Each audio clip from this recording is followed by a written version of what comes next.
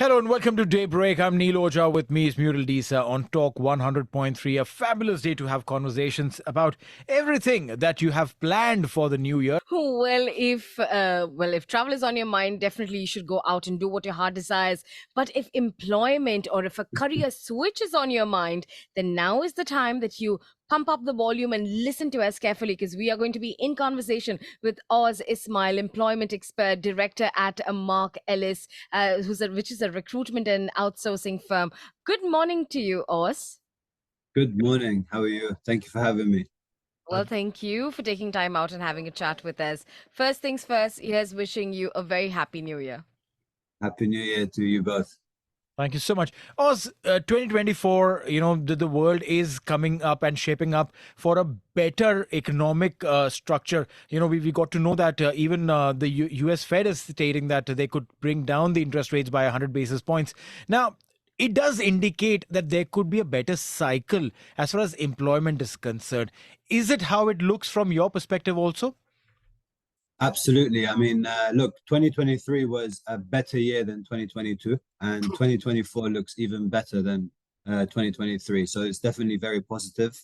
I think from an economic point of view, there's around a 3 or 4% increase, expected this year. So that will obviously reflect very positively on the employment market.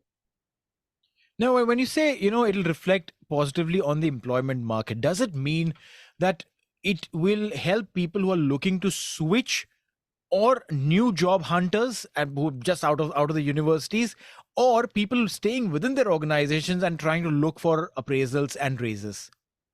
I think there's a very good question. There's a change in mindset sort of towards the end of last year, and I think throughout 2024, which is employees are looking for more stability in their roles. So from people looking to change, I think that's not going to be as much as popular as it used to be in the past few years, sort of post-COVID and so on.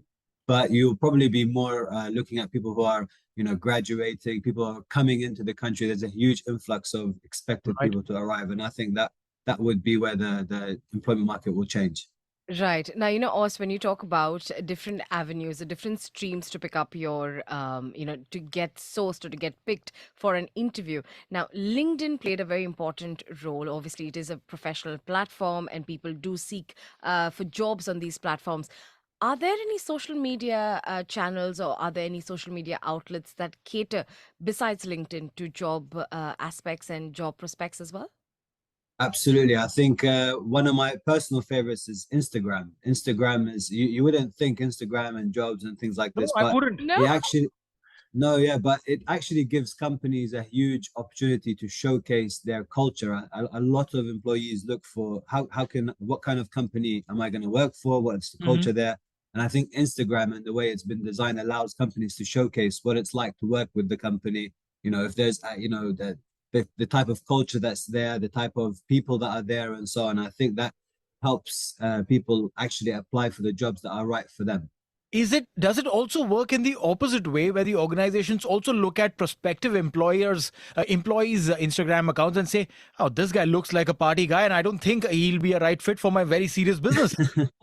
No, I don't think many HR or talent acquisition professionals will have the time to go there and look at everybody's Instagram page and look at I have heard cases actually, so you do need to be careful what you do put on there, especially if your profile is public, but I don't think that's a common trend. I think it's more of a positive way for people looking for jobs. So now, are there any demanding areas, or are there any areas in the industry right now that are seeing an increase or an influx where the candidates are concerned? Yeah, so as always, IT is definitely seeing growth in demand. Technology is always advancing. There's always, especially here in the UAE and the region itself, they're looking to automate a lot of things. The use of AI has become very popular. So IT is definitely a market that's growing.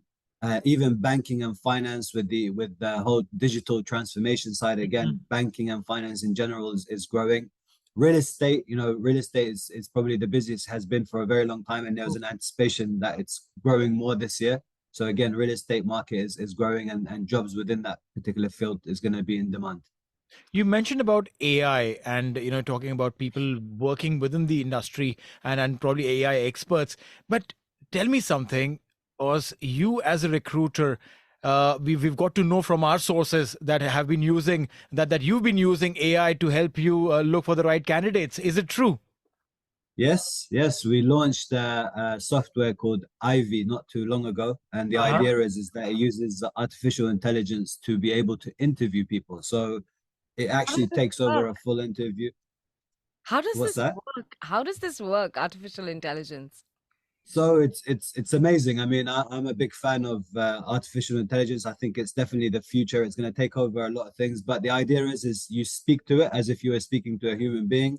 It Hmm. takes the data that you're saying. It obviously we've pre-fed it. For example, if we're looking for a radio presenter, we'll tell it what type of radio presenter we want, and it Okay. will analyze your questions. It will analyze your your behavior. We went to the extent of even analyzing eye contact to see where you're looking Wow. during the interview, and that allows it to then score the individual, and then if they pass, they pass. If they fail, it gives it feedback as to why.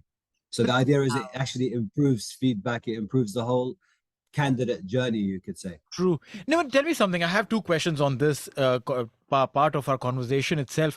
One, as an individual who's coming in for an interview, and I see you, like you and I are sitting in front of each other right now, doing it over Zoom, but I at least know that there is a human on the other side of technology who's having a conversation with me. Oz is a real person, unless you're not. Unless there's an AI that's talking to me, Oz in taking your face, but You would never know. so that does give me comfort, because I don't know if human beings have really crossed over that bridge to be able to have conversations with AI with that ease. Mm. So does that hamper my interview, because I suddenly think that, oh, it's actually not a human being, it's a computer generated program that is having a conversation with me. So all of a sudden I'm on my back foot. So that is, Very good question. yeah, Yeah. yeah, go ahead. A very good question, and I think that it was brought to our sort of attention when we were developing this particular program that we're using, and that the whole point of AI is to sort of help humans. It doesn't necessarily need to replace humans. It's to help humans. And one of the big challenges in the recruitment world is called the CV black hole, where people send their CVs and don't hear feedback or don't get the opportunity to do Yeah, interviews because one house or one individual who can actually do these interviews. true. So the idea behind AI is to give more people, especially in the employment world, is to give more people the opportunity to at least have the chance to do an interview, even if it's an initial round, which then Mhm. of course a human will eventually take over. Right, but then is there a certain algorithm that the AI, particularly follows? Or like we say, when we put our CV on LinkedIn, obviously there are certain search words or keywords that that you ought to mention into your CV if you want your CV to be fetched out by an AI search engine. So how does this really work if I have to be interviewed by an AI? So that's the beauty of AI. It learns. The more you spend time with it, the more it learns. So it doesn't necessarily need keywords. It's more about the actual conversation that's being sent and its own knowledge. So just like, for example, if we compare it to a human, again, myself, if I'm going to do an interview with someone with something that I have knowledge about, I'm going to assess them based on my knowledge. And the AI does exactly the same thing. The only difference is AI learns much quicker than any human that exists, so it will have a broader knowledge than anyone that I would know of. True, but then there are some soft skills that only humans can perceive. At least so far. Maybe the future will change. But right now, like you're wearing a very amazing suit that's really well fitted. I can see that. I see that you've taken care of yourself. When a candidate comes in, the nail are cut and are trimmed properly. The beard is shaved properly. The hair is done well. These are the finer nuances that also talk about the personality of the person. The shoe is polished. The lace is done in a certain way. Things like these are very small, minute details that human eye picks up. Does that become then a differentiator when an AI comes in and does not notice any of those? I think at this moment in time, it's probably, you're right, it won't notice as well as obviously a human eye would do. But as time progresses, it will be able to analyze exactly what you want as an employer, and it will able to understand the person in front of you, and it can analyze everything, including if the shoe is polished or not. This is how amazing AI is. I'm sure. That's I'll amazing. sure though will be a little scared if someone comes out of the AI to shake my hand, and then the response is firm Well, handshake. well, actually, the program we done, Ivy, you actually wear a headset. You have the option to wear a headset, so you actually feel like you're in the room with the actual interviewer. So the AI Brilliant. individual, and you're welcome to come to the office and try it. But it's really cool.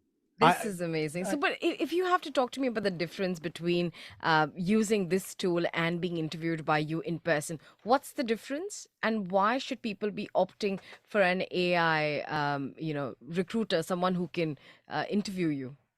It's there's not much difference. I mean, the only difference obviously is a human versus computer. But in terms of the characteristics of the AI interviewer, in terms of the greeting, in terms of the conversation, when you say something to it, it will understand it and respond accordingly. So it feels very realistic. I think it all depends on the mindset of the person doing the interview and if they're taking it seriously or not. Yeah, and which is important because normally you wear the Oculus only when you're playing a game and you're not Exactly. half as serious. And here it is a matter of your career. Now, I'm sure that it's slightly easier for the younger generation, for the ones who are probably just passing out of the universities, to adapt to these new technologies as an interview method is concerned. Like if I were to tell my dad that, listen, I'm going to go for an interview, he'll prepare me. My first interview, he prepared me, sat me down. He's like, listen, a firm handshake, eye contact, you should smell good, hair and everything.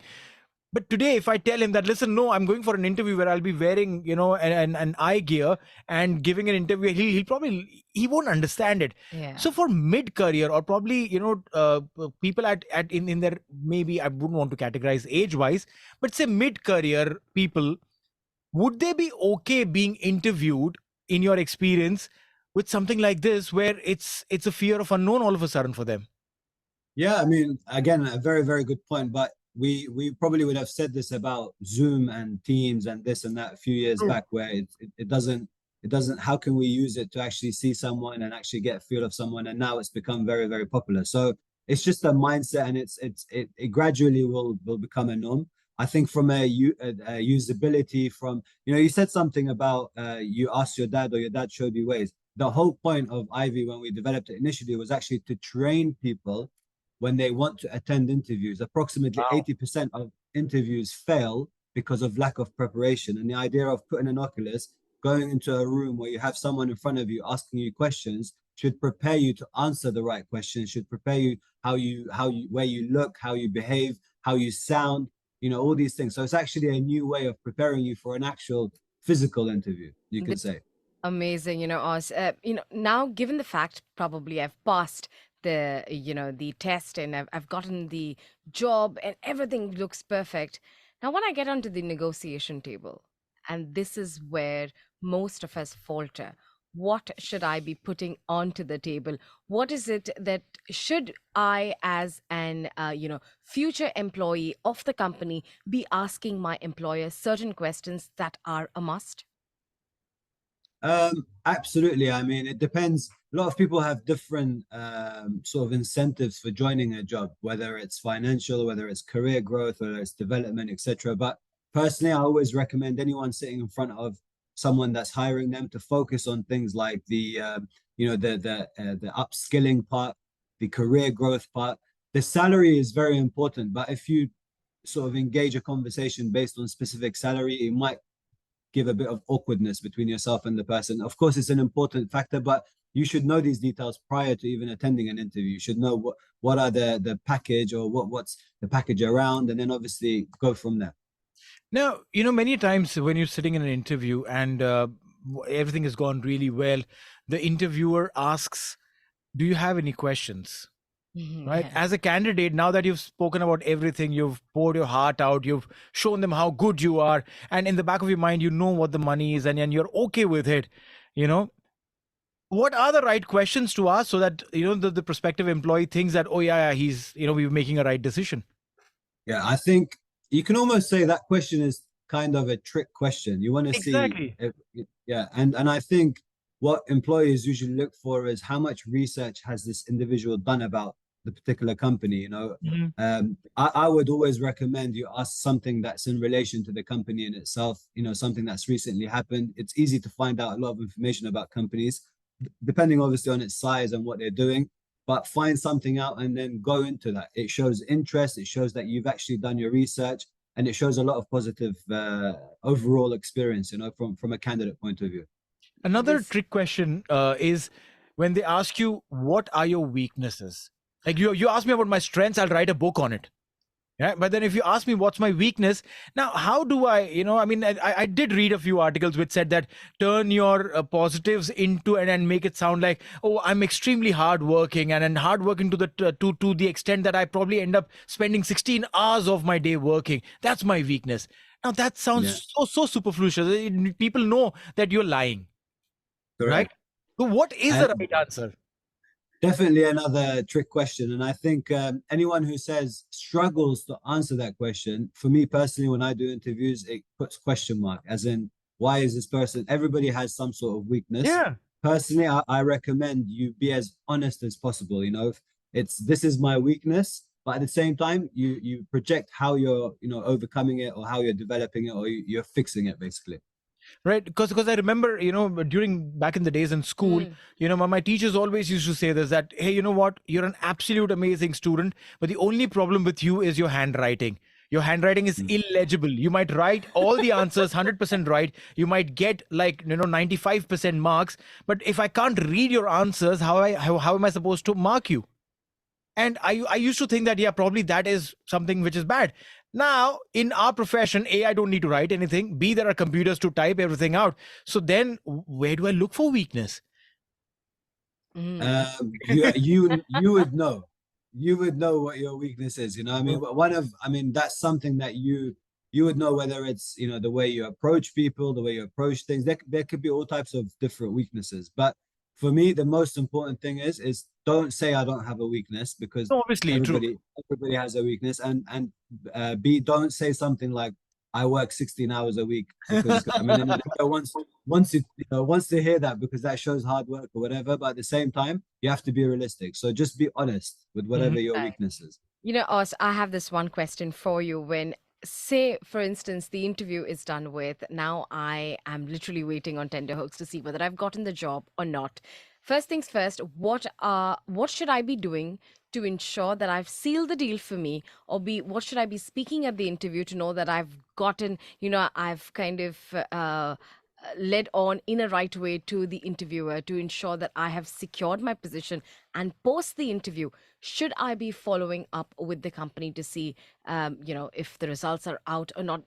It's a very dicey situation. So if you could just talk a little about this. Yeah, I mean, look, I've had people who have asked me really interesting questions like, where do you see me in your team? How could I add value to your team? Things that would kind of, from their point of view, cement their position in the company. And I think that's probably one of a very good way to get you that, okay, this person really wants the job, and they're already seeing themselves there and they've already decided for me. But you have to, again, be very careful. That's one of the ways. I think another way would be to just ask up front about feedback. Again, good interviewers always give feedback regardless of if the interview went well. And I'm saying feedback during the interview. So, Okay. how did I do? What could I have done different? What could I have done better? Is there anything that you like, you don't like, whatever? That will give you an overall impression if that interviewer is interested in your profile to continue and to offer you something. Your other question was, I forgot the. For instance, the interview is done with, and I've not asked for a feedback, or maybe I've gotten a feedback over there. Can I follow up with the company later on, or send a follow-up email? How does this really work to know where Yes, I usually would say give it around a week. So around a week from the date you did an interview, and send up a follow-up email. I don't think calling or WhatsApping or anything like that, unless they contacted you in that form, works. Usually email is much more professional. Now, one last question before we carry on with our days. I'm sure that Ivy is waiting for you to help it get better. Oz, every time where the problem comes in, or the challenge rather, I would use this term, comes in when you're trying to negotiate. How do you put or peg yourself at the right price point that you feel that you want an X value and you want to push it further and say, hey, you know what, this is what I want. It's not very Yeah. easy talking money. No, it's not. It's usually awkward for both sides, actually, for the employer and this. My advice would be to do your research, speak to recruiters, speak to other people doing the role, find out what the average salary is that is being paid for this type of specific role. And off that basis, what is expected from you doing that role. So then if you can show you can add value to that particular job, and you show that you're worth every single dirham or whatever that's being spent on you, then it becomes an easier conversation to Oh, have. this is amazing. Thank you so very much, Oz. And I mean, what an insightful conversation this has turned out to be. Thank you for everything My and looking pleasure. forward to connecting with you really soon. Thank you. All the best. Thank you very much. Take Thank you. care. Bye. Take care. Bye bye.